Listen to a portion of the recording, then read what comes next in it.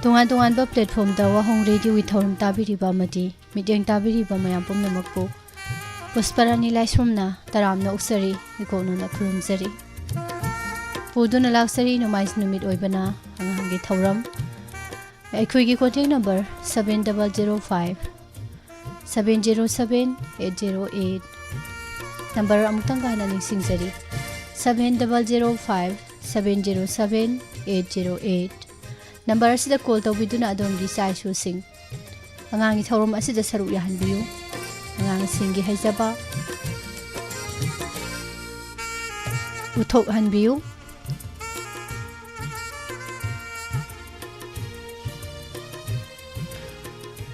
live chat tayang badaleng sinbiriba ima susla from sirumita sanasam babu zainta kumar Vijaya Kumari Madam Sundari Maibam THOURAM Noksari Madam Inabi Wahengbam Zero Sobati Adhikari Mayam Sarbisoy Dongbram THOURAM Noksari Maibe Maning Thauko Thagasari Mayam Pumnama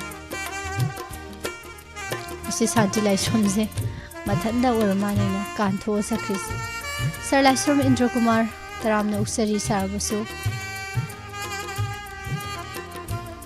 Namapu THOURAM asi loiba phawba taminasi loinana adongi leiriba isai susing THOURAM asida saruk yahanbada mama mapa oibasingna thodang lobiyu angang singbu he namit mangda puthokpada lamjingbiyu haiba wafum asi thamjari loinana Facebook live taima bina saki thoi mangang good afternoon ahan be isai sorry isai gi wakhanda dum leire se to je ahan ba ko lokha chage hosik haidok riduna sakhi ni haitare hello good afternoon miss call torai sibu Kanglaingan ba kai leige Khongjomda Khongjom kadai da leiba Miss Kimanaka Oh ngasai le hobudo leiribo leiri phare ado Kanglaingan ba chak charabo Sadriya Oi adudi Miss Soida ngasi di nga thongba cha thokhrajidana kaigino Chiyai chak chawriye saksa kana tayai hairo Akhoi che yai akhoi che adu ngasi di Miss Soida nga thongba charaga hala age haigrodana che yai da Kona charage ba ado kari sei saktoi ba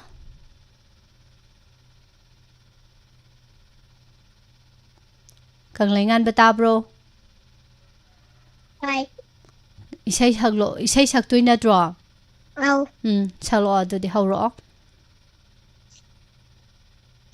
Taimagi kuti kuji Natal Suni Itain Kuti kuji Natal Suni Nashab Maunara Nashab Maunara Kalubada Jamnam Tare Taimagi Kuti kuji Natal Suni Nashabira Maunara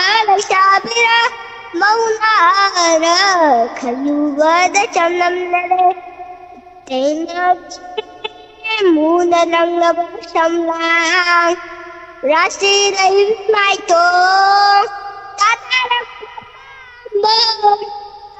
Momani Muna Langaba Shamlang Rasi Rai Maito Tatara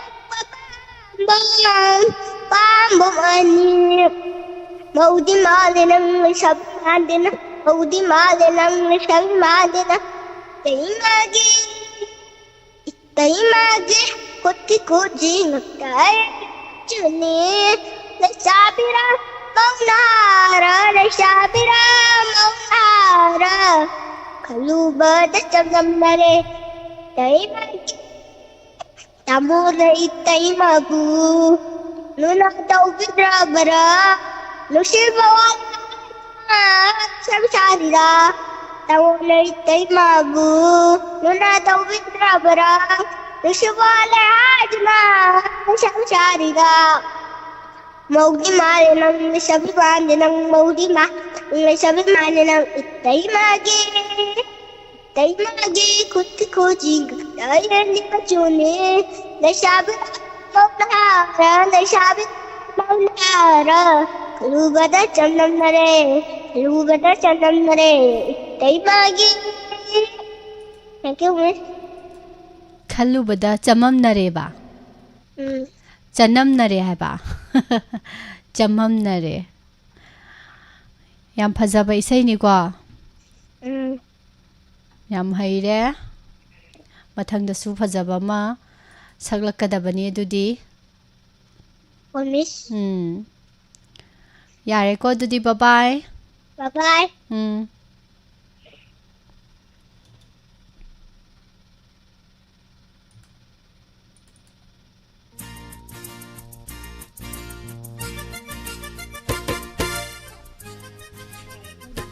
Hello.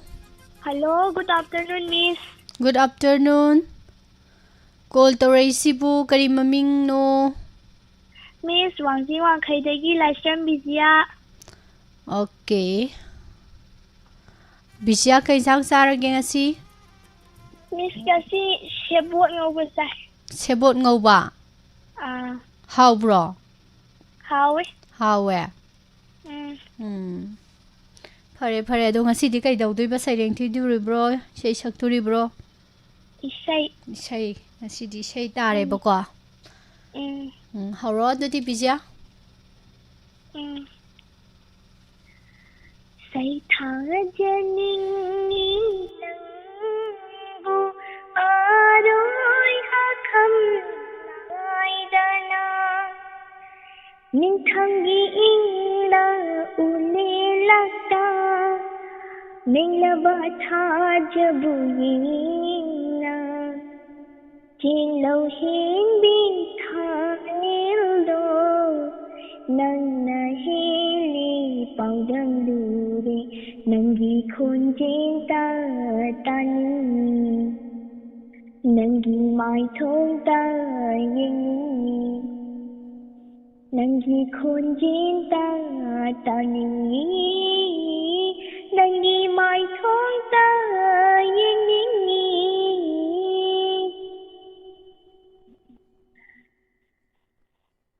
nong đâm bagi nong đâm khôn đã đâm lê thèn nào hai na sana suru chẳng bi tha khô jin pa loi chat chage nong đâm bagi nong đâm khôn đã đâm lê thèn nào hai nanga sana suru yang bi tha khô jin pa loi chat chage moi rang thoi bi kai theo da ai gi ni hai na lena jage mi a mang da Chào thúc chage ai gi ni thawai gi di ma ve ma insano thawana ai bu yeng na duna malang na liri khom la duna nung si ba hin mali thagat mali hai da gi nok fet tau duna aina hai khi tanik na magi fajabana maheli magi nusibana maheli magi fajabana maheli magi nusibana maheli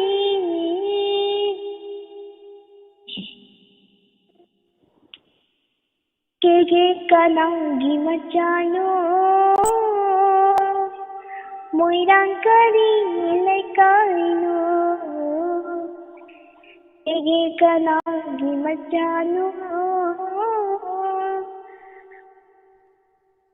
lekaino khantringaida thanglen haina Paumilagli manja haina saitha janile Thanglin haina Paumilagli manja haina saitha janile Nangi khunjin tani Nangi maithong tayini Nangi khunjin tani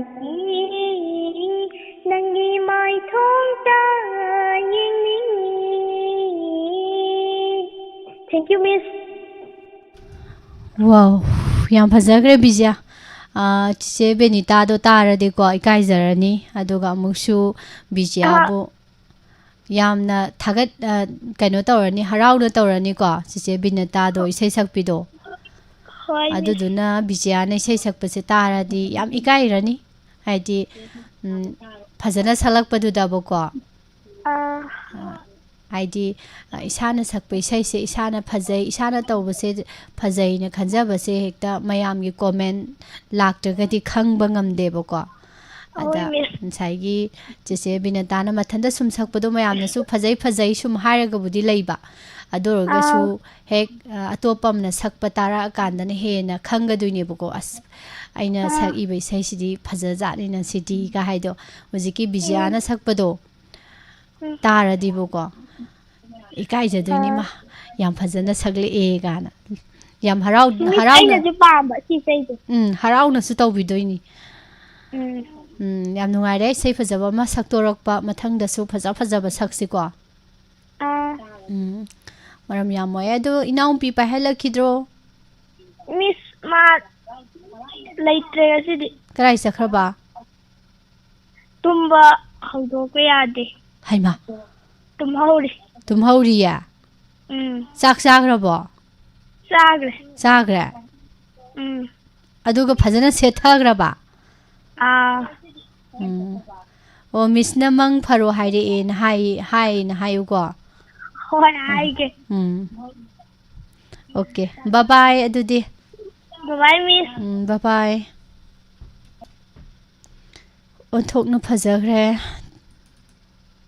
Sakpido aduga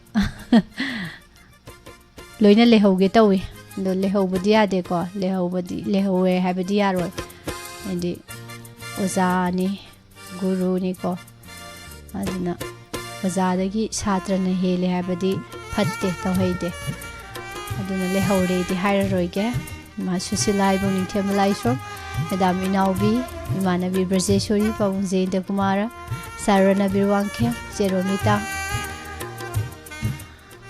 Nagi Joya Hebishe La Imani Loris Taram Nokchari Jesak En Biyumnang Seru Sobati Vidya Kumari Thagisari Thoibaning Thozam Pengsin Biribo Pumnama Madam Tababi Wahengbam Imangaubi Karongi Kaka Samarendra, Madam Susitra, good afternoon, Priya Mangang, Thagasari Ima Binasaki, Thoi. Hello. Hello. Good afternoon. Good afternoon. Call to Raisibu loud Tatok Pro. Karigi. Mutale. Gahaini. Mayam Pawe, Kamai Tony. I can be bro. Kangbiri Braiba. Kangbiri. Oh. Kanano. Kangbiri bagi. Yan Tagatari. Ado Mingdi kay kauge. Miss Kangadudi. Kayo Kangi habane do Ming ne hangisna. Ado Miss na Minji Kangabanya ne. Ado mayam je kaino I'm the hungry than Hazarage.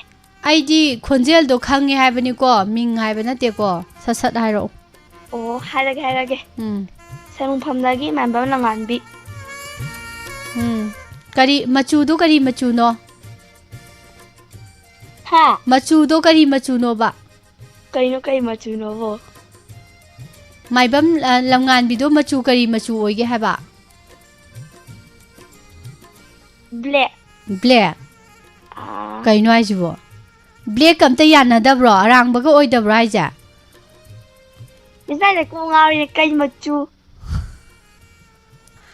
ꯀꯩ ꯃꯆꯨ ꯍꯪꯉꯛꯄꯁꯦ ꯀꯣꯛ ꯉꯥꯎꯔꯦꯕ ꯍꯌꯦꯡ ꯀꯣꯛ ꯉꯥꯎꯗ꯭ꯔꯀꯥꯟꯗ ꯈꯨꯝꯃꯛꯑꯣ ꯑꯗꯨꯑꯣꯏꯗꯤ ꯏꯁꯩ ꯑꯣꯏꯅ ꯁꯛꯂꯛꯑꯣ ꯑꯣ ꯈꯪꯉꯦ ꯍ꯭ꯋꯥꯏꯠ ꯍ꯭ꯋꯥꯏꯠꯅꯦꯕ ꯀꯩꯅꯣ ꯉꯁꯥꯏ ꯋꯥꯏꯅ ꯕ꯭ꯂꯦꯛ ꯑꯣꯏꯔꯝꯃꯒ ꯍꯧꯖꯤꯛ ꯍ꯭ꯋꯥꯏꯠ ꯑꯃ ꯑꯣꯏꯔꯛꯏꯁꯤꯅ ꯀꯃꯥꯏꯅ ꯇꯧꯔꯤꯅꯣ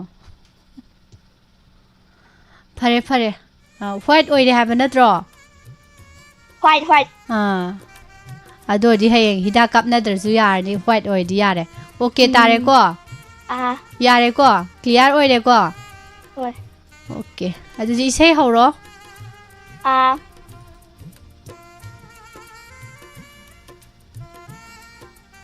ꯑꯉꯧꯕ ꯂꯩꯆꯤꯜꯅ ꯐꯤꯖꯪ ꯈꯟꯕ ꯂꯣꯏꯕꯤ ꯆꯤꯡꯁꯥꯝꯅ ꯇꯨꯡꯄꯥꯛ ꯂꯦꯞꯂꯤ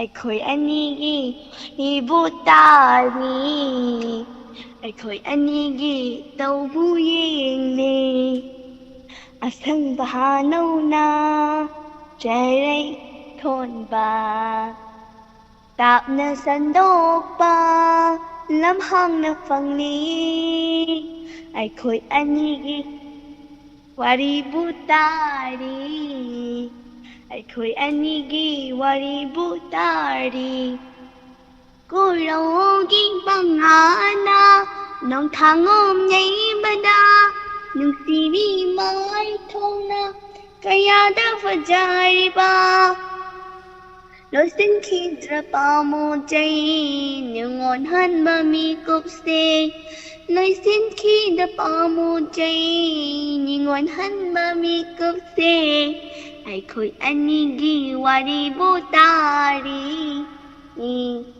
ꯑꯩꯈꯣꯏ ꯑꯅꯤꯒꯤ ꯏꯇꯧꯕꯨ ꯌꯦꯡꯂꯤ ꯑꯇꯤꯌꯥꯒꯨꯝ ꯄꯥꯛꯅ ꯃꯐꯝ ꯁꯤꯟꯕ ꯅꯨꯡꯁꯤꯕꯩ ꯃꯤꯇꯦꯟ ꯑꯣꯟꯊꯣꯛꯅ ꯂꯣꯃꯤ ꯌꯦꯡꯕꯤꯔꯛꯀꯅꯨ ꯏꯀꯥꯏꯖꯩ ꯄꯥꯈꯠꯆꯩ ꯊꯃꯣꯏꯅ ꯌꯦꯡꯕꯤꯔꯛꯀꯅꯨ ꯏꯀꯥꯏꯖꯩ ꯄꯥꯈꯠꯆꯩ ꯊꯃꯣꯏꯅ ꯑꯩꯈꯣꯏ ꯑꯅꯤꯒꯤ ꯋꯥꯔꯤꯕꯨ ꯇꯥꯔꯤ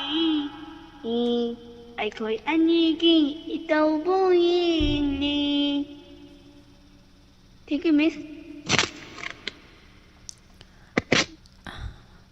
ꯌꯥꯝ ꯐꯖꯩꯀꯣ ꯏꯁꯩ ꯌꯥꯝ ꯐꯖꯩ ꯑꯩꯈꯣꯏ ꯏꯆꯦ ꯑꯃ ꯂꯝꯉꯥꯟꯕꯤꯒꯤ ꯏꯁꯩꯁꯦ ꯑꯣꯟꯊꯣꯛꯅ ꯐꯖꯈ꯭ꯔꯦ ꯑꯗꯣ ꯏꯁꯩ ꯀꯩꯅꯣ ꯏꯁꯩ ꯇꯝꯕ ꯈꯤꯇ ꯂꯥꯛꯆꯒꯦ ꯌꯥꯒꯗ꯭ꯔꯣ ꯌꯥꯏꯌꯦ ꯀꯔꯝ ꯀꯥꯟ ꯂꯥꯛꯎꯒꯦ ꯑꯗꯨꯗꯤ ꯍꯧꯖꯤꯛ ꯂꯥꯛꯑꯁꯨ ꯌꯥꯏ ꯍꯦꯔꯥ ꯑꯗꯨꯗꯤ ꯀꯌꯥ ꯀꯩꯗꯧꯗ꯭ꯔꯦꯗ ꯊꯕꯛ ꯄ꯭ꯔꯣꯒꯥꯝ ꯇꯧꯔꯤꯁꯤꯕꯨ ꯍꯧꯖꯤꯛ ꯂꯥꯛꯑꯁꯨ ꯌꯥꯏ ꯍꯥꯏ ꯀꯩꯅꯣ ꯑꯗꯨꯗꯤ ꯄ꯭ꯔꯣꯒꯥꯝꯁꯦ ꯀꯅꯥ ꯇꯧ ꯇꯥꯔꯦ ꯊꯕꯛꯇꯣ ꯊꯕꯛ ꯂꯣꯏꯔꯒ ꯊꯕꯛ ꯆꯤꯟꯗ꯭ꯔꯀꯥꯟꯗ ꯂꯥꯛꯑꯣ ꯍꯥꯏꯕ ꯊꯕꯛ ꯆꯤꯟꯗ꯭ꯔꯀꯥꯟꯗ ꯑꯗꯨ ꯉꯁꯥꯏꯅ ꯃꯌꯦꯛ ꯁꯦꯡꯅ ꯍꯥꯏꯔꯗꯤ ꯐꯩꯗꯅ ꯍꯧꯖꯤꯛ ꯂꯥꯛꯑꯣꯌꯦ ꯑꯗꯨꯗꯤ ꯐꯥꯒꯤ ꯃꯥꯜꯂꯛꯑꯗ꯭ꯔꯣ ꯑꯗꯨ ꯑꯗꯥ ꯈꯪꯗꯦ ꯑꯩ ꯅꯣꯡꯃ ꯂꯥꯛꯀꯦ ꯋꯥꯟ ꯗꯦ ꯑꯗꯨ ꯀꯥꯟꯗ ꯑꯗꯨꯝ ꯇꯝꯕꯤꯕ ꯌꯥꯔꯦꯀꯣ ꯍꯣꯏ ꯑꯉꯧꯕ ꯂꯩꯆꯤꯜꯅ ꯍꯥꯏꯕꯅꯤ ꯆꯨꯝꯃꯤꯀꯣ ꯆꯨꯝꯃꯦ ꯃꯈꯥꯗꯣ ꯐꯤꯖꯪ ꯈꯜꯂꯤꯕ ꯍꯥꯏꯕ ꯑꯗꯨꯒ ꯀꯔꯤ ꯂꯣꯏꯕꯤ ꯆꯤꯡꯁꯥꯡꯅ ꯍꯥꯏꯕ ꯂꯣꯏꯕꯤ ꯆꯤꯡꯁꯥꯡꯅ ꯉꯛꯀꯥꯁꯦ ꯈꯔ ꯏꯟꯈꯠꯀꯗ꯭ꯔꯥ ꯑꯗꯨꯗꯤ ꯉꯛꯀꯥꯁꯦ ꯈꯔ ꯏꯟꯈꯠꯀꯗ꯭ꯔꯥ ꯆꯤꯡꯁꯥꯡꯅ ꯍꯥꯏꯕꯗꯨꯗ ꯏꯟꯈꯠꯀꯅꯤ ꯆꯤꯡꯂꯣꯝꯗꯗꯤ ꯌꯦꯡꯒꯗ꯭ꯔꯥ ꯑꯗꯨꯗꯤ ꯆꯤꯡꯂꯣꯝꯗ ꯌꯦꯡꯒꯅꯤ ꯆꯤꯡ ꯂꯩꯇ꯭ꯔꯗꯤ ꯀꯔꯣꯝꯗ ꯌꯦꯡꯕ ꯌꯥꯏ ꯆꯤꯡ ꯂꯩꯇ꯭ꯔꯗꯤꯅꯦ ꯎ ꯃꯇꯣꯟꯗ ꯌꯦꯡꯉꯒ ꯌꯥꯒꯗ꯭ꯔꯣ 우마돈다. 우마돈다 이쁘지? 야로이다. ꯑꯗꯨꯗꯤ ꯀꯃꯥꯏ ꯇꯧꯗꯣꯏꯕ ꯑꯗꯨꯗꯤ ꯆꯤꯡꯌꯥꯗ ꯆꯠꯂꯒ ꯁꯛ ꯇꯥꯔꯦ ꯏꯁꯩꯁꯦ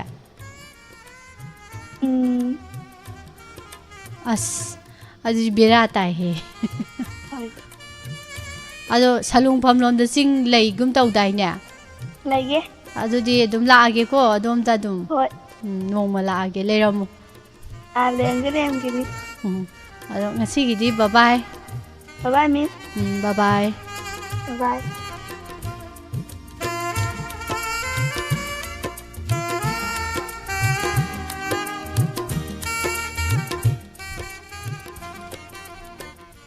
Hello? Hello? Hello, Hello? Call tawrisi kanano? Kumo. Khumde. Aine. Aine. Thoibiro. Namai khedagine. Thoibira ba do? Kendi thabide. Kai hai ba? Isai enta sakjagini. ꯑꯗꯨꯃꯥꯏꯅ ꯍꯥꯏꯕ ꯌꯥꯗꯦ ꯊꯣꯏꯕꯤ ꯀꯧꯕ꯭ꯔꯣ ꯃꯤꯡꯁꯦ ꯊꯣꯏꯕꯤ ꯀꯧꯕ꯭ꯔꯣ ꯃꯃꯤꯡ ꯀꯩ ꯃꯃꯤꯡ ꯀꯧꯒꯦ ꯂꯤꯡꯖꯦꯟ ꯊꯣꯏ ꯑꯣ ꯂꯤꯡꯖꯦꯟ ꯊꯣꯏ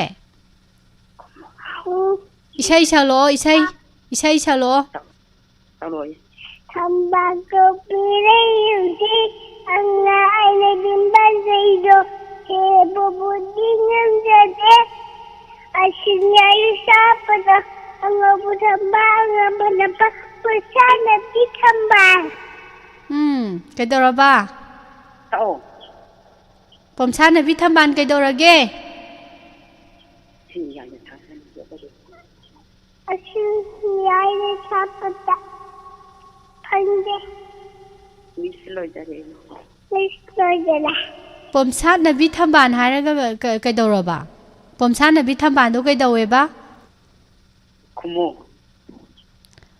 ꯈꯨꯝꯗꯦꯗ ꯃꯕꯨꯛ ꯌꯥꯝ ꯐꯠꯇꯦꯗ ꯈꯨꯝꯃꯣ ꯃꯤꯁ ꯑꯉꯥꯡ ꯑꯩꯅꯗꯤ ꯄꯥꯝꯖꯩꯗꯣ ꯍꯥꯏꯕ ꯅꯠꯇ꯭ꯔꯣ ꯃꯥꯅꯦ ꯑꯗꯨ ꯍꯥꯏꯔꯛꯑꯣ ꯑꯃꯨꯛ ꯍꯥꯏꯔꯛꯑꯣ ꯌꯦꯡꯒꯦ ꯍꯩꯕ꯭ꯔꯥ ꯌꯦꯡꯒꯦ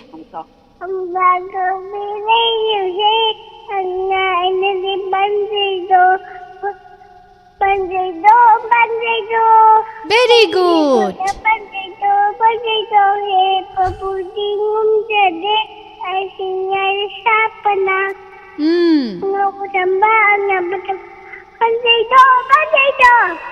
Very good.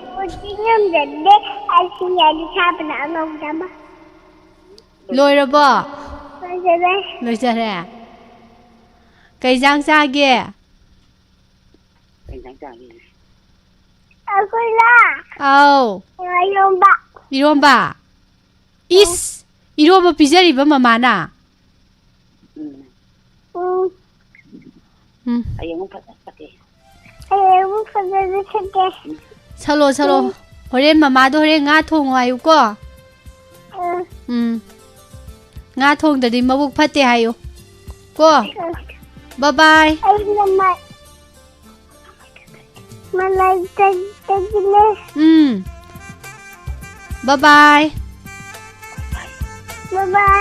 By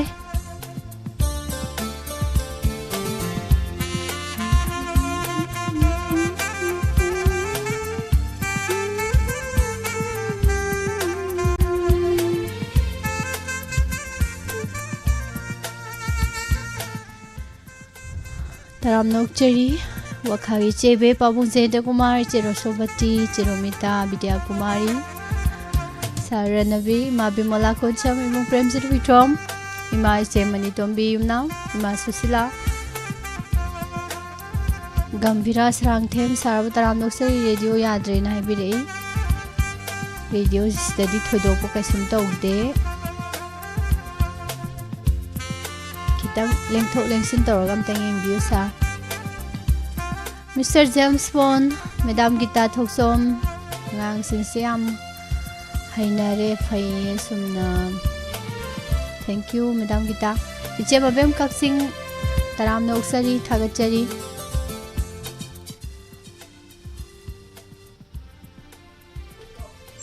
Hello.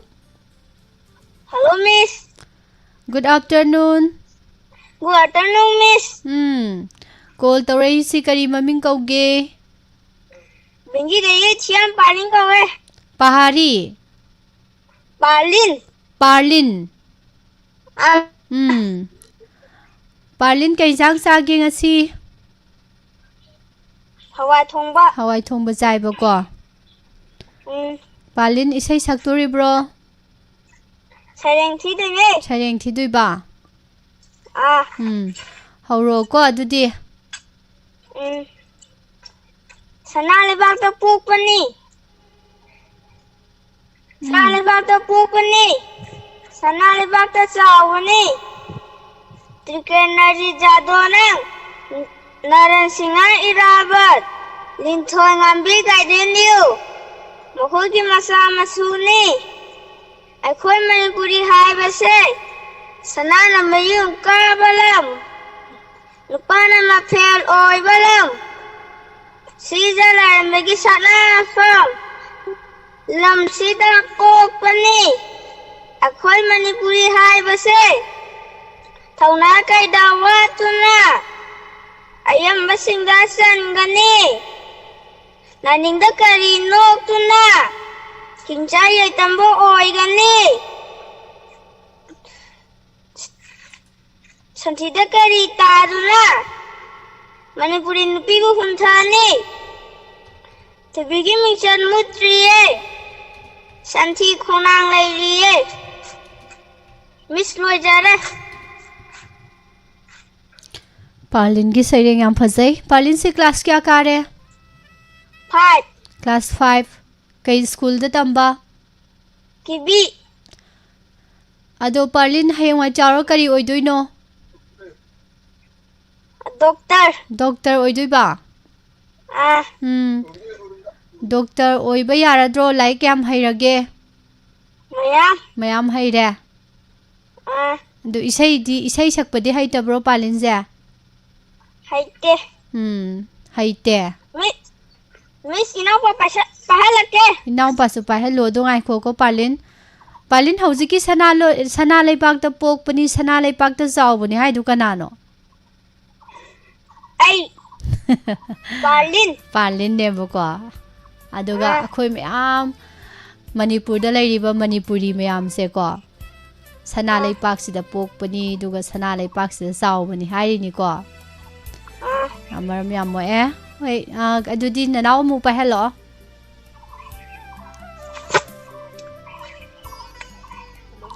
Hello.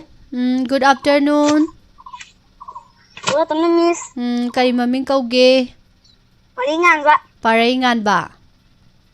Paringan ba? Paringan ba ko? Ming yam phajai. Dadadi sareng phajaba ma thidokre ado paringan badi karino tawduise. Akoy may sa mamanga. Sareng thidui ba ko? Hauro adudi paringan ba? Akoy may sa mamanga. Digo sari akoy na. Don nai o jana. Dong dong dong. Dong dong dong. Kuba kuje akoy na. Pro pro pro. Pro pro pro.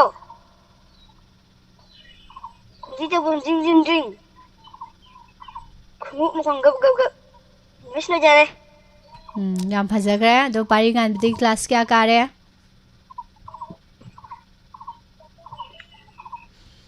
Paringan ba miss na hang basita bro? Guys. Class kya karage? Class kya karage? 2. Hayang wai chawraga kari oidoi ba? Sifai. Sifai. Kaigino paringan ba sifai oidoi se? Sifai oiningi se kaigino ba? Khangdira. Khangde. Kaigi khangdrino ne?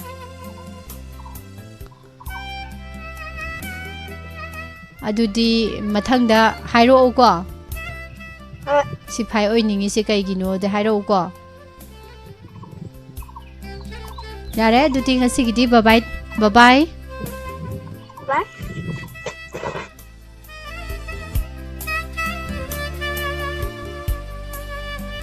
Sir Nilakanta taram nausari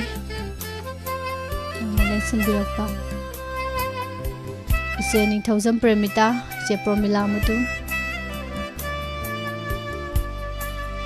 Masna tombi naurem taram nausari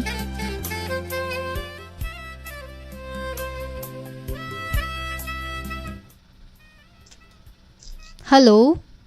Hello. Good afternoon. Good afternoon, Miss. Call to raise. Jamkunongdagi Haripriya. Hi. Nungairi bro Haripriya. Nungairi, Miss. Nungairi ya. Kamai na nungairi no. Khara hairo Mister. Khangdida. Kaigi khangdino. Hauji nomai kapnaba mi hatnaba akhoi swai gi oinadi dharna tawdana rally jatana akhoi school suti oidana khotana tawbudu leitre natra andagi school adom phajana chatle suti numit ngasi Sunday numit ta pothare phajana yumda leire sanare adu natro nungai ja adu neba adu kai sang sa ba ngasi Irombaga kangauga chare bako adudi Haripriyan sakpi sei ta da bu kuire phajaba ma saktoro yare ko horo Thamoida nangbu kaudana lairiba nangna ningsingnaba insinbani inakta nangbu Lingdana layhanning liba nanginung shiba nataunani Uri makai penba naida bangang liba koding taning liba nung shiba se ashum heliba nangi mong hadaba nawung nani Pankhay leitraba atiyamana ibanigi itaw yingli pakna sandok libang mahalem mashu ibanigi waritatari hong balaita wakhalamada chet pamari Sagachari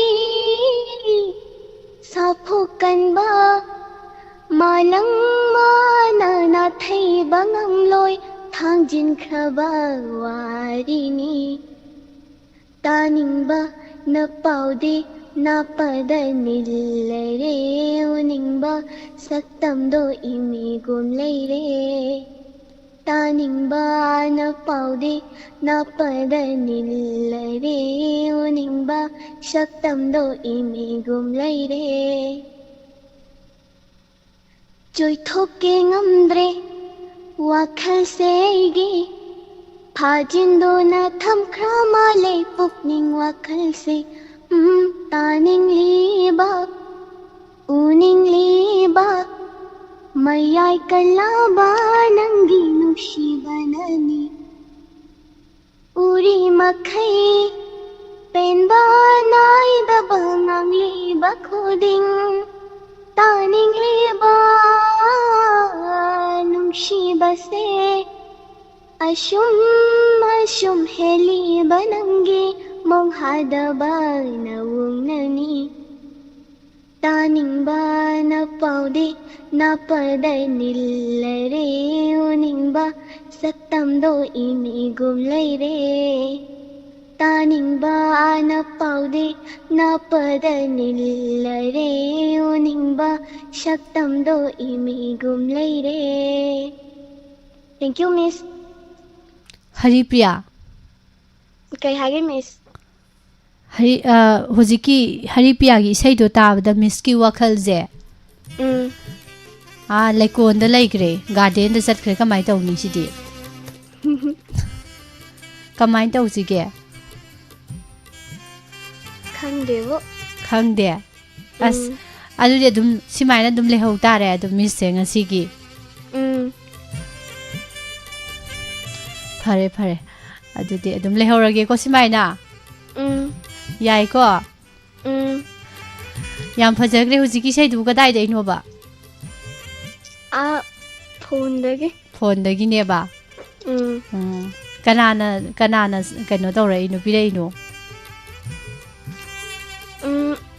ꯃꯃꯥꯅ ꯁꯛꯑꯣꯅ ꯍꯥꯏꯕ ꯃꯃꯥꯅ ꯁꯛꯑꯣꯅ ꯍꯥꯏꯕꯅꯦꯕꯀꯣ ꯑꯗꯨ ꯀꯅꯥꯅ ꯁꯛꯂꯛꯏꯅꯣꯏꯕ ꯐꯣꯟꯗ ꯄꯨꯁꯄꯥꯔꯥꯅꯤꯅ ꯑꯗꯣ ꯍꯌꯦꯡ ꯆꯤꯆꯦ ꯄꯨꯁꯄꯥꯔꯥꯅꯤꯗꯧꯅ ꯅꯦꯅꯦ ꯄꯨꯁꯄꯥꯔꯥꯅꯤꯗꯧꯅꯀꯣ ꯑꯩ ꯅꯠꯇꯦꯀꯣ ꯂꯥꯏꯁ꯭ꯔꯝꯒꯤ ꯅꯠꯇꯦꯀꯣ ꯍꯨꯏꯗ꯭ꯔꯣꯝꯒꯤꯅꯤꯀꯣ ꯍꯥꯏꯁꯦ ꯐꯥꯎꯍꯜꯂꯁꯤꯀꯣ ꯍꯌꯦꯡꯋꯥꯏ ꯍꯣꯏ ꯌꯥꯔꯦꯀꯣ ꯑꯗꯨꯗꯤ ꯑꯗꯣ ꯃꯤꯁꯇꯤ ꯑꯗꯨꯝ ꯃꯤꯁꯀꯤ ꯋꯥꯈꯟꯗꯤ ꯑꯗꯨꯝ ꯂꯩꯀꯣꯟꯗ ꯑꯗꯨꯝ ꯂꯩꯍꯧꯔꯒꯦꯀꯣ ꯕꯕꯥꯏ ꯕꯕꯥꯏ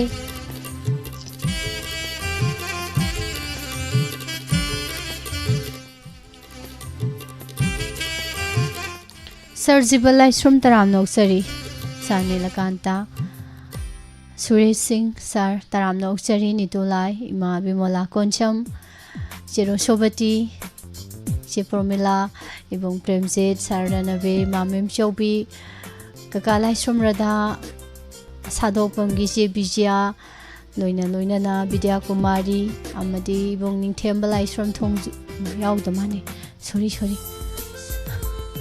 ꯅꯤꯡꯊꯧꯖꯝꯒꯤ ꯏꯆꯦ ꯄ꯭ꯔꯦꯃꯤꯇꯥꯅꯤꯅꯦ ꯑꯩꯗꯤ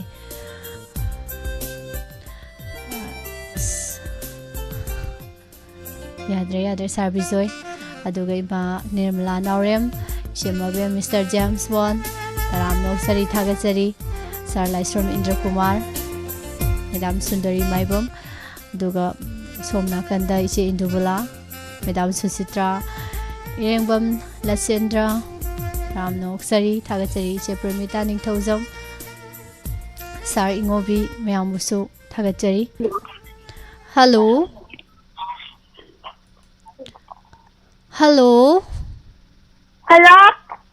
Good afternoon. Good afternoon, Miss. Call tawraysibu kanano? Saikom Jenita Sangama Makhalekai. Jenita haiba. Hi. Film kumbidu natabro. Ha? Film kumbidu ra haiba Jenita je. Natte bako. Oi roida. Chumme. Jenita ne bako. Jenita se isai saktoba mali. Jenita isai salaktoi bako. Hoi. Adudi horo Jenita gi sei mo horo. Hoi. Kaji yengjai namgi natau. Ukidasu pakajai hurana yingingai mitana ba mikupta yingduba aigi misna anina ikai ba khangjai aina yingdi yengbadi fande nungdi nungsi fongbadi ngamdi misorage Karino isai je sakpa loidrigainda loirage hairaijibu Haitre teige Atai haitre Kauthokiba nataba sungai haitraba Kaukriba Adudi mathangdadi kauhalakanu ko Hoi Hujigi mi miss se uiraga tage tawri kana loithokibna hale haba Isai phajara akanda Ado Jenita miss kainomta hangake Chumna khumau ko Hoi Jenita se kari color machu no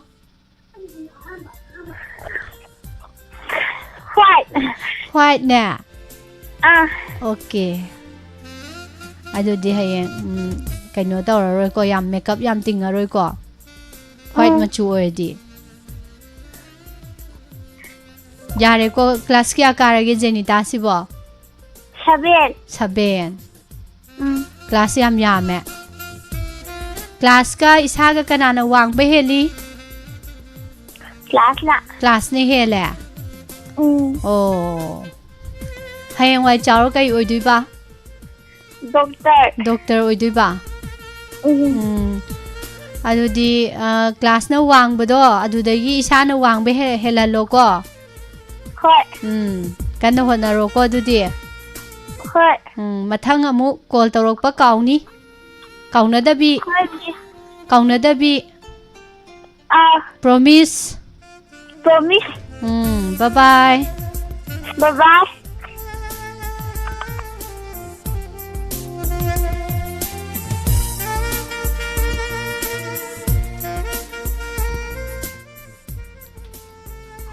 Hello. Hello. Good afternoon. Good afternoon. Call tawraise chingnaba ma lei haido oi. Miss ko si Maya wong sa mo Miss. Adu ai di hangde ko ai di. Au. Ado kainom di hangake. Kai jang sage. Yen thonge. Yen thong imai pema. Horen charawa na le horibo. Mayam le oi. Horen phajana numidang oiramda mu gyan tana charawa lu ko ji isai sakpa loiraga mu charu ni ko horen haibani ko miss na haibadi. Taro ye. Horen numidang oiramda ko. Ado kari isai no Premita. Miss Manipuri song lo padre English song oi sakke. English song salak tuiba. Ado di miss so na kamai dawra lai tuiba. Adom dagi English song jingjau tawsala adi. No more. No more. Oh. Kharaga no mage ko. Au. Horo the English song. Bam English song horo. Swam. Water falling off your skin. Swam. I could spend the last time watching you. Swam. This is how it all began. Swam. I just wanna dive that raw. Get away so we can finish that raw. Name a place I could be on the snap raw. Looking like a cutie in the that raw. Got a heart to act, girl. I'm in the deep, tell me where the hell you at, girl. You wouldn't even go to let me back, girl. You know that I'm never holding back, girl. Yeah. So easy to make it so hurt. Times like these, I just wanna get lost. Right here with the moon and the stars. I ain't gonna think about taking baby out here. Swam. Water falling off your skin. Swam. I could spend a lifetime watching you. Swam. This is how it all began. Swam. I just wanna dive. Water so deep. Take it off the ground, I ain't never getting cold feet. Yeah, you know me. Standing on the shore, I'm ready for the whole sea. I can feel the high waves coming, yeah. Why run away? You can run it, yeah. Roll to my tongue, sister, yeah. You're the only place that I wanna be, yeah. Swam. Water falling off your skin. Swam. I spent a lifetime watching you. Swam. This is how it all began. Swam. I just wanna dive. Splash. Drift. I make webs with my 2 fins. Splash. Drift. I just wanna take it across the line. On the here with a chest so tired. Everything cannot be so sad. Put my fast from the land. I just wanna dive. Swam. Water falling off your skin. Swam. I could spend a lifetime watching you. Swam. Let it all begin. Swam. I just wanna dive. Thank you, Miss. Premita. Miss ki cook si lawai si am kana sagale ka mai tawni. Tangga. Kainom di hairam mudana. Phana ba. Doctor da jalo. Sahan bazu Premita na sahalaga phana bazu kaim hairam dri ka mai tawduino. Kaino hawjiki English song dubo kaino kari khupajano dubo kai hai no ma hai dubo. Ayu khang de BTS na lakwane. Kanana? BTS na sa iba. Sound ga haibdo. Miss Sound na swim ne. Nati ado ai di som the sound hai gum dari mine. As ai lawai am saida. Ngasai leikon da leibdo no nungai. Lawai sa baje nungai te. Ado kita ingan lamo mi kay nom ta ingan lamo mi kay nom kam sa lamaga. No. Kay hay ba? Ingan ke ba? Ingan la ke. Kay nom ta ingan la use lawai si sare phong phong sa gale. Good morning, Miss. Good afternoon. Good morning. Good afternoon, Miss. Lawai ingan duiro miss ki. Lawai ingan duira ba? Pare pare adudi hauro ingbre yenge. Moi dawa kaning tamlami tiral ihauna hayrang layrang paituna lagli haikat laikat pa lamyan basinggi thamoy wakal naning tamlami tiral ihauna hayrang. Bye-bye, Miss. Ao, 谢谢多。谢谢多。Bye-bye, Miss. Ao, 谢谢多。谢谢多养泡嘞个。谢谢多养泡嘞。养鸡仔嘞。姐姐点了多呢。Neton. Ado neton do yang pau iko. Mado. Bye bye, Bidya Lakshmi. Bye bye. Bye bye.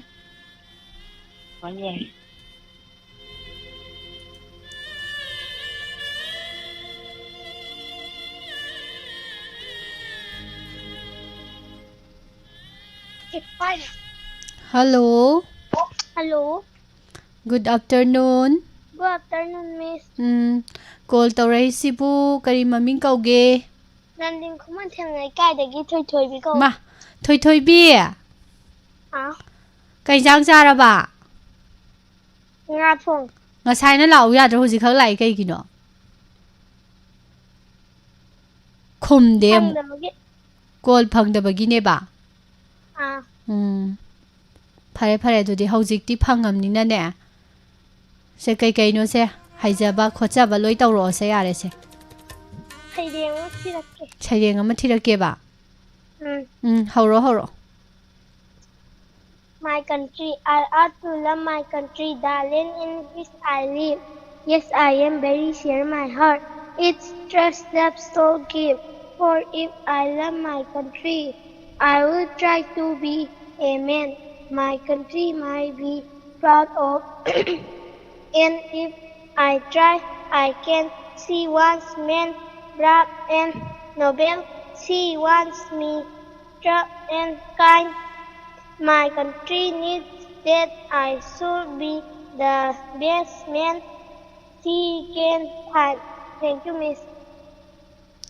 Thoi thoi bi ki chaireng je my country yam yaw my country hai ji kai no. Imalai ba hai ba. Oh. Imalai ba. My country je ko.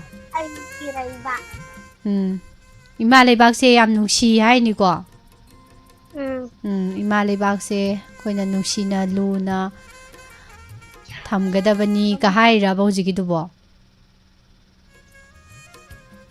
Misti khangde doi hangi ni mi nang bo khumo mi. Yam hay re saireng. Miss. Isay amtang sakjage. Isay amatanga.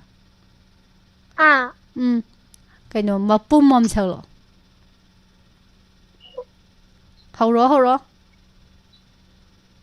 Ikarami chi marumda theli pukning nangla wakhan soigi mi husu fadil nangi nuksibanna maron thoktai sengna hai baran uksibi ngaujaba aina khanjaba phanguni nang su nungsiba ngaijage nang tabuning jage nakjage nangi nungsiba khanjage nang tabu tham jage oi jaro oi se nang ꯇꯒꯤ ꯅꯪꯒꯤ ꯃꯤꯠꯅ ꯈꯠꯂꯒ ꯀꯔꯤꯒꯤ ꯑꯁꯨꯛ ꯊꯦꯡꯂꯤꯕ ꯈꯟꯖꯔꯤ ꯅꯪꯕꯨ ꯊꯝꯖꯔꯤ ꯐꯪꯅꯕ ꯅꯪꯁꯤ ꯑꯩꯇꯒꯤ ꯍꯤꯡꯂꯤ ꯄꯨꯟꯁꯤꯁꯨ ꯅꯪꯒꯤ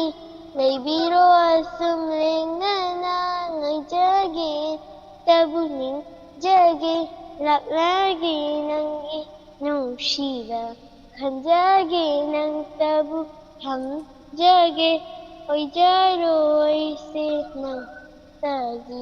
Thank you, Miss.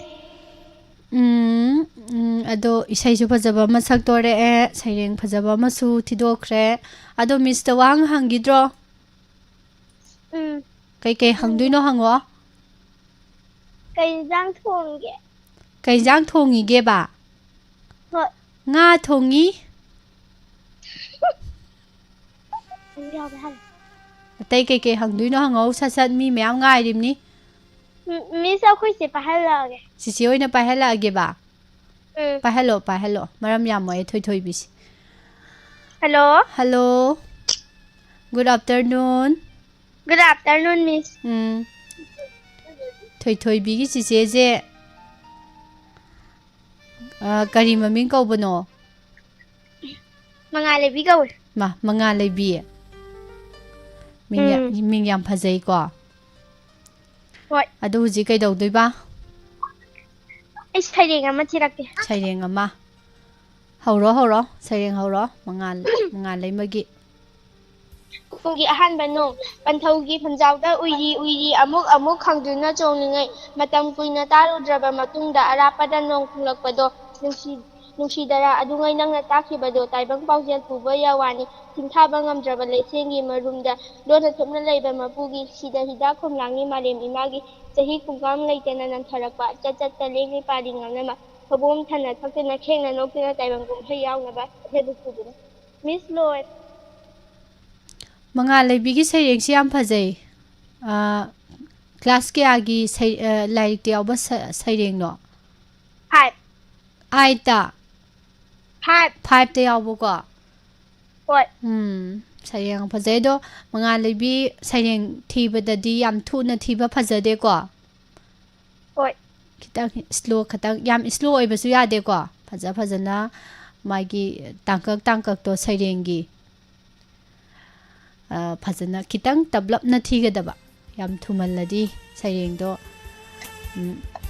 ꯃꯒꯨꯟ ꯈꯔ ꯋꯥꯠꯇꯣꯏꯕꯀꯣ ꯃꯍꯥꯎ ꯌꯦꯟ ꯊꯣꯡꯕꯗ ꯊꯨꯝ ꯅꯝꯗꯕꯒꯨꯝ ꯑꯣꯏꯗꯣꯏꯅꯤꯀꯣ ꯃꯤꯁꯅ ꯍꯥꯏꯁꯦ ꯊꯨꯝ khitang ꯆꯝꯕ ꯑꯣꯏꯗꯣꯏꯕ ꯊꯨꯅ ꯊꯤꯖꯤꯟꯈ꯭ꯔꯒꯗꯤ ꯆꯞ ꯆꯥꯍꯟꯒꯦ ꯍꯥꯏꯔꯗꯤ khitang ꯇꯞꯂꯞꯅ ꯍꯧꯖꯤꯛ ꯊꯤꯔꯤꯕ ꯆꯥꯡꯗꯨꯗꯒꯤ khitang ꯇꯞꯂꯞꯅ ꯊꯤꯒꯗꯕ ꯑꯗꯨ ꯑꯣꯏꯔꯒꯗꯤ ꯍꯧꯖꯤꯛꯀꯤ ꯁꯩꯔꯦꯡꯗꯣ ꯌꯥꯝ ꯐꯖꯕ ꯃꯌꯥꯝꯅ ꯇꯥꯕꯗ ꯌꯥꯝꯅ ꯅꯨꯡꯉꯥꯏꯕ ꯑꯃ ꯑꯣꯏꯔꯅꯤ ꯌꯥꯔꯦꯀꯣ ꯑꯗꯨꯗꯤ ꯃꯉꯥꯜꯂꯩꯕꯤꯗꯤ ꯃꯤꯁꯇ ꯋꯥꯍꯪ ꯍꯪꯒꯗ꯭ꯔꯣ ꯍꯪꯒꯦꯗ ꯍꯪꯉꯔꯣꯏꯌꯦ ꯑꯧ ꯑꯣꯀꯦ ꯑꯗꯨꯗꯤ ꯕꯥꯏ ꯕꯥꯏ ꯃꯤꯁ ꯕꯥꯏ ꯃꯇꯝꯁꯨ ꯌꯥꯝ ꯂꯩꯁꯤꯜꯂꯛꯇ꯭ꯔꯦ ꯀꯣꯂꯔ ꯑꯃꯅꯤꯒꯨꯝꯕ ꯈꯨꯗꯣꯡꯆꯥꯕ ꯄꯤꯖꯔꯤ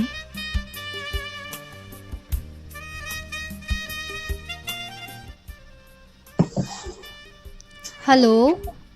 Hello, Miss. Good afternoon. Good afternoon, Miss. Call tawraise. Khunjak from Sanathoi. Sanathoi. Sanathoi gi yumsi kadai waida laige?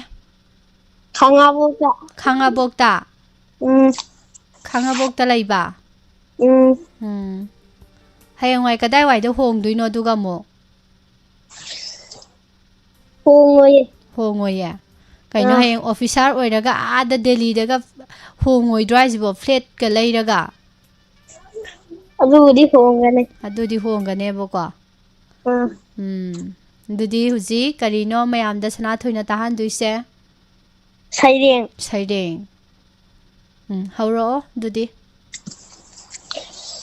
Lamfen nawa pombirai leirang lesu yenguraga kabrang higong manbalai singen na tauraga lairam lengi wakhanna amui changjau pathoi anauba nongi machuni satheng naina satpani ꯂꯝꯇꯥ ꯁꯖꯤꯕꯨ ꯂꯥꯛꯄꯗ ꯑꯅꯧꯅ ꯂꯦꯡ ꯆꯜꯂꯕ ꯂꯝꯐꯦꯟ ꯀꯧꯕ ꯂꯝꯗꯝꯅꯤ ꯁꯇꯔꯨ ꯂꯥꯎ ꯄꯣꯝꯕꯤꯔꯩ ꯄꯣꯝꯕꯤꯔꯩ ꯑꯩꯅ ꯌꯥꯅꯤꯡꯉꯦ ꯑꯩꯒꯤ ꯊꯋꯥꯏꯅ ꯈꯣꯏꯗꯥꯔꯦ ꯁꯖꯤꯕꯨ ꯊꯥ ꯂꯥꯛꯄꯗ ꯀꯨꯝꯒꯤ ꯆꯩꯔꯥꯎꯕ ꯅꯪꯅꯕ ꯄꯣꯝꯕꯤꯔꯩ ꯂꯩꯁꯥ ꯇꯝꯂꯒꯦ ꯂꯩꯅꯤꯡꯊꯧ ꯁꯅꯥꯃꯍꯤ ꯁꯤꯗꯕ ꯏꯃꯥ ꯂꯩꯃꯔꯦꯝꯕꯤ ꯁꯤꯗꯕꯤ ꯑꯅꯤꯒꯤ ꯃꯁꯥꯏꯒꯣꯟꯗ ꯆꯪꯖꯔꯒꯦ ꯊꯋꯥꯏ ꯇꯥꯅ ꯂꯣꯏꯔꯦ ꯃꯤꯁ ꯌꯥꯝ ꯐꯖꯈ꯭ꯔꯦ ꯁꯅꯥꯊꯣꯏꯒꯤ ꯁꯩꯔꯦꯡꯁꯨ ꯑꯗꯣ ꯁꯅꯥꯊꯣꯏꯁꯦ ꯀ꯭ꯂꯥꯁ ꯀꯌꯥ ꯀꯥꯔꯒꯦ 5 ꯀꯔꯤ ꯁ꯭ꯀꯨꯜꯗ ꯇꯝꯕꯅꯣ ꯕꯦꯁꯇ ꯍꯌꯦꯡꯋꯥꯏ ꯆꯥꯎꯔ ꯀꯔꯤ ꯑꯣꯏꯗꯣꯏꯕ ꯑꯥꯔꯃꯤ ꯑꯥꯔꯃꯤ ꯑꯣꯐꯤꯁꯥꯔ ꯑꯥꯔꯃꯤꯗꯨꯗ ꯑꯣꯐꯤꯁꯥꯔ ꯑꯣꯏꯔꯣꯀꯣ ꯂꯥꯏꯔꯤꯛ ꯌꯥꯝ ꯀꯟꯅ ꯄꯥꯔꯣ ꯉꯥꯎꯁꯤꯟꯅꯕ ꯌꯥꯗꯦ ꯂꯝ ꯍꯦꯟꯕ ꯌꯥꯗꯦ ꯐꯠꯇꯕ ꯆꯤꯟꯖꯥꯛ ꯆꯥꯕ ꯌꯥꯗꯦ ꯀꯣ ꯑꯗꯨ ꯑꯣꯏꯔꯒꯗꯤ ꯑꯐꯕ ꯃꯤ ꯑꯆꯧꯕ ꯑꯣꯏꯔꯅꯤ ꯌꯥꯔꯦꯀꯣ ꯑꯗꯨꯗꯤ ꯕꯥꯏ ꯕꯥꯏ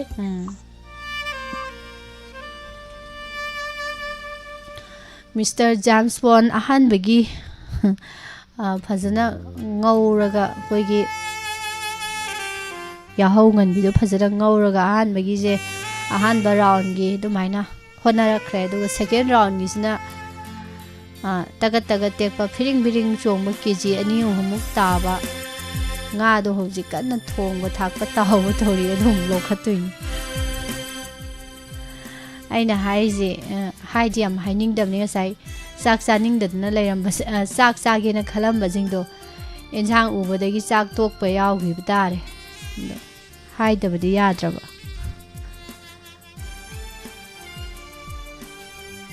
Hello? Hello? Hello? Good afternoon. Good afternoon, Miss.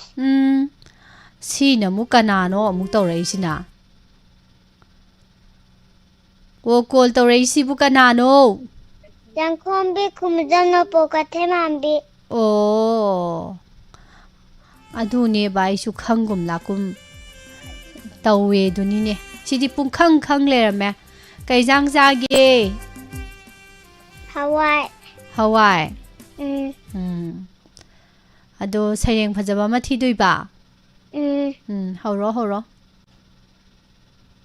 Khogi masa mamangda jagoi sari akhona donari jana dong dong dong dong dong dong khuba khuri akhona prok prok prok prok prok prok khongdi chabun dring dring dring khumu ma khonga gap gap khongthang guding phan phan phan akhoi chongi phan phan phan dong dong dong dong dong dong prok prok prok prok prok prok Jare Miss Yamna phajakre sangkhonbigi saireng maram mokpi sangkhonbini haiba inbi masak matau phajabi sangkhonbini sangkhonbi misu saireng loijare yare ko miss ki saireng du phajabra hujiki phajaiya mathang da su phajaba ma thirakke ko adudi bye bye Bye-bye. Thank you, Miss. Welcome.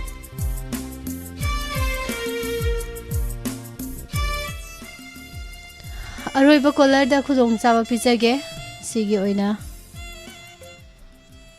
lokhachariba call sina aroiba oizarage. Hello. Hello.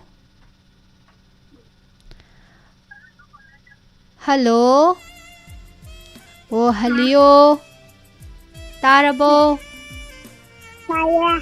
Taya. Kari tariba? Kay maming kauge? Nungsitombi kawe. Oh, nungsitombi. Kay jang sage.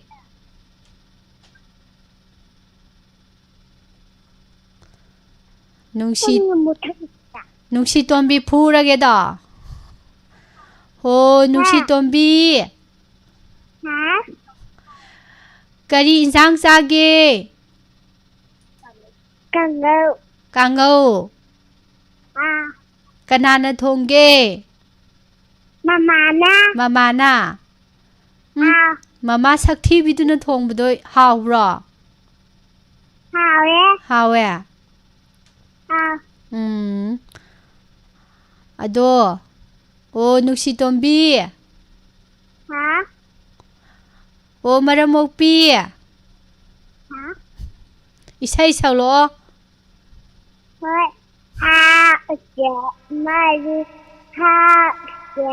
Mari. Nang. Paigo. Kakura bi kanati. Yeshida bi kanati. Ha. Uje. Mari. Ha. Uje. Mari. Loiraba. Loiraga jutumina laiba. Masi nuksi tombiji masi masak ipa pajaradara masi nuksi tombiyogi yumdo. Pajabro. Hajai. Pajaye. Karaida laige. Asuda. Karaida. Asuda. Karaida lai haino. Fazana hairo. Mista dre fazana hairo. Asida laiye. Asida lairiba yumdo. Oh. Kari machuno adudi. Green. Kari green. Black. Black. Oh, pare. Miss lake ko. Fu balake. Nusi tombi fu balake. Ya bro. Fu balake ya bro hangaga. Hoi. Ya. Leramu ngasi. Cai asang bama puraga lake ko. Bye bye. Bye bye.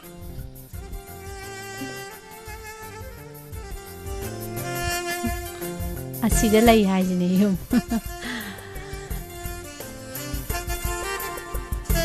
Masigidi sandok sariba ngangi thawram matang aswaida loisinjare makha tarakpa kol lokhachadre pumnaku hana thagatsari chiromita chiro shobati imamem chaubi Mr. James Bond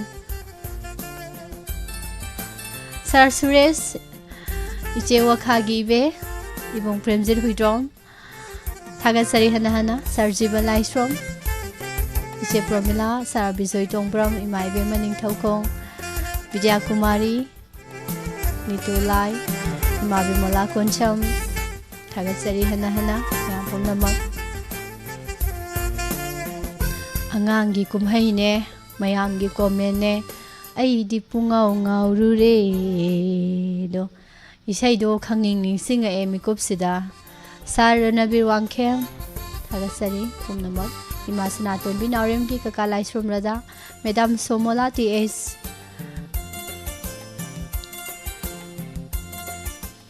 Loinana Facebook Live ta che Indubala che Premita Madam Susitra Mangi Sharma Frailatpam Taramna Ukchari kai lamdano hai se program taurisira kaino details se mai kaino tawdrabanina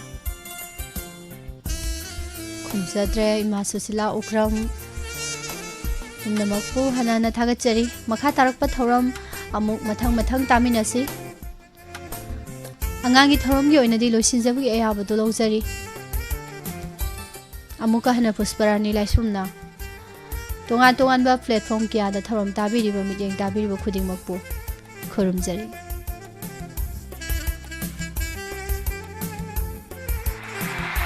WAHONG Radio WAHONG Radio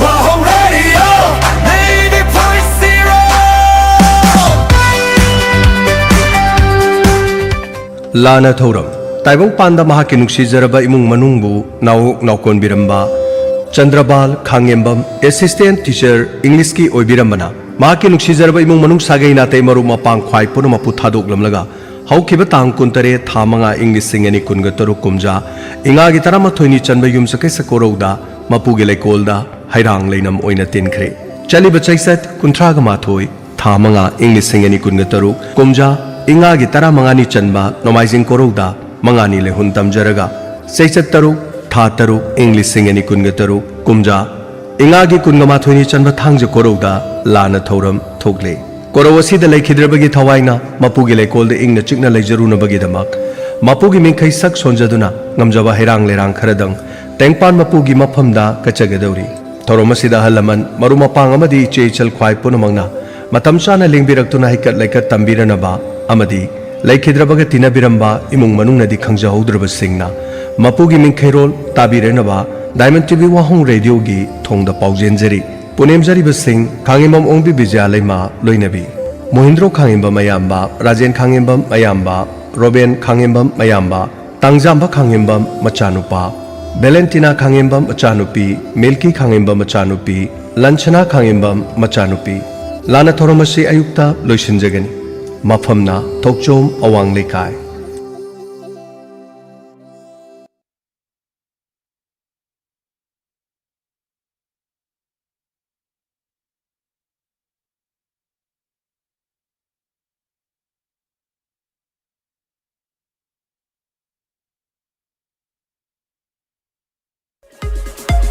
Admission open, admission open. Enroll now. A1 Academy for Competitive Studies. ISEC Building, Thoban Okram Wangmataba, opposite New Era Higher Secondary School. General Foundation Course, GFC da, Tonga coursing, UPSC, MPSC, SSC, Banking, Loinana, Railways. Punjabi Singh General Foundation coursing, duration 6 months, Loinana. Departmental exam. Ayuki pung taruk tegina, evening yu aina, pung ahum tegina, pung mga makai. Bonus ta rupa lising mapan gi oigedaba 6-month computer certificate course free da pizari. Loinana fee structure da 14,000 only. Loinana installment option su available oigani. Demo class ki oina June gi tang ama degine June gi ahum phawo oigani.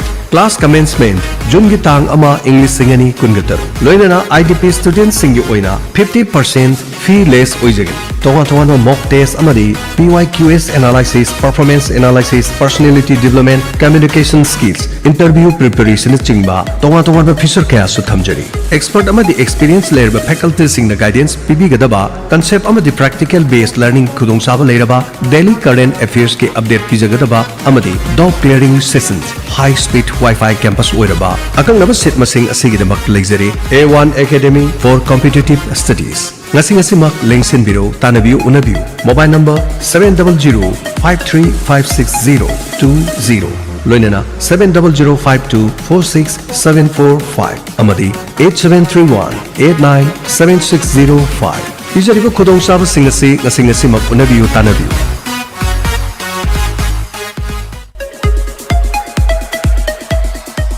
hangdokchare Alpanas Salon The Makeup Studio, Wabagai Lamkai Bazaar, near Sun Hospital.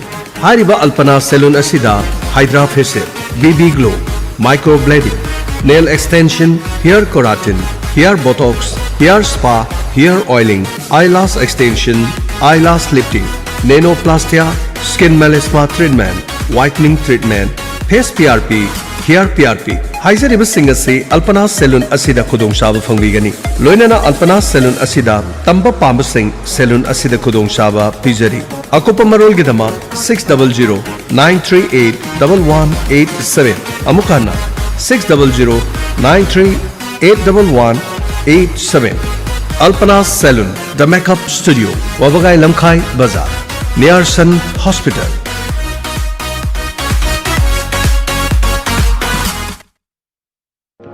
Hangdokchare Ayush Healing Point Armani Building Pakhang Lapam Pareng Kaksing Khunyai Lekai Mafam Masida Ayush ki laing bagi khudong saba phangbiragani loinana makal khudimaki therapy tobagi khudong saba su phangbigani therapy makal singadudi homeopathic consultation, yoga and naturopathic consultation, Ayush medicine, acupuncture, massage therapy, yoga therapy, steam bath, ultrasound therapy, interferential therapy, infrared therapy, फाइब्रोमेसिस, pack therapy, weight loss therapy, असिनचिमा मखल कयागी